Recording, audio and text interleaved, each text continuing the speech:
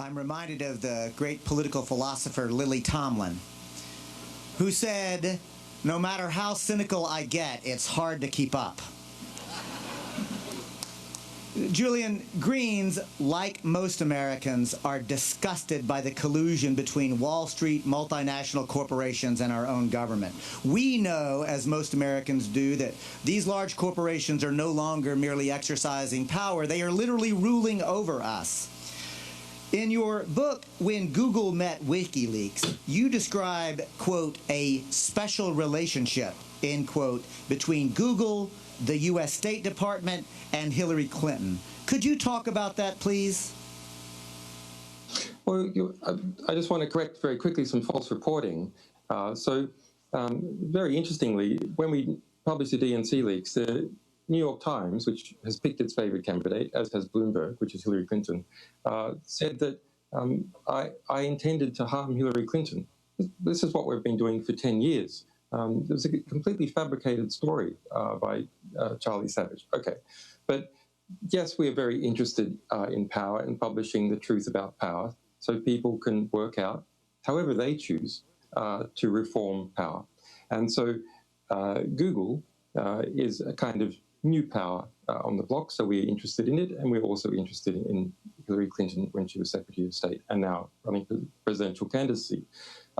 So these two powers have merged at a kind of personal level and political level, and even to a small extent at the organizational level.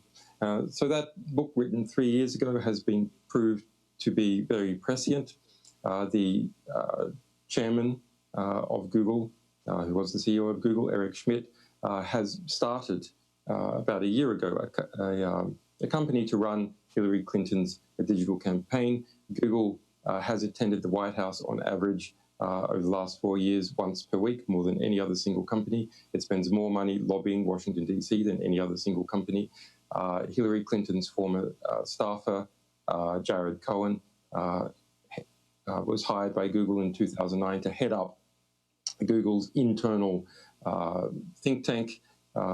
There's a lot of other interconnections between Google and the state. Eric Schmidt is now also, at the same time as being chairman of what is now Google's parent company, Alphabet, is chairman of the Pentagon Innovation Board. So you have a connection between Google, the Clinton campaign, which will be almost certainly the next White House, and the Pentagon. And this triangle is extremely worrying because as time goes by, Google is understanding that it does have an ability to influence election campaigns. It's also bought more than 10 drone companies. It's integrating its mapping data in order to better be able to fly and navigate drones around the world, as expanding into every country in the world.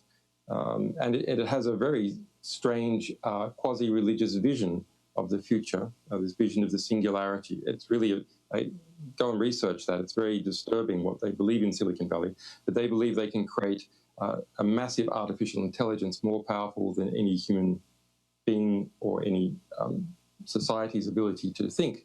And of course, we all know what happens when such power is in limited hands.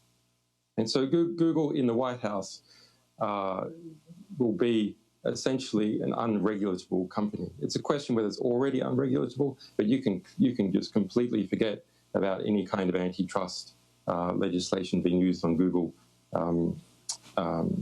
if there is a Hillary Clinton White House. Julian, I'm reminded that Benito Mussolini, the fascist dictator, said that fascism more appropriately should be called corporatism because it merges the private power of corporations with the military might of the nation state. And of course, he thought that was a good thing. It occurs to me that you were describing our newer, kinder, gentler, smiling face of fascism, where all of the information that we receive is controlled by that same collusion between government and major transnational corporations, and now our ability to even talk to myself or ourselves.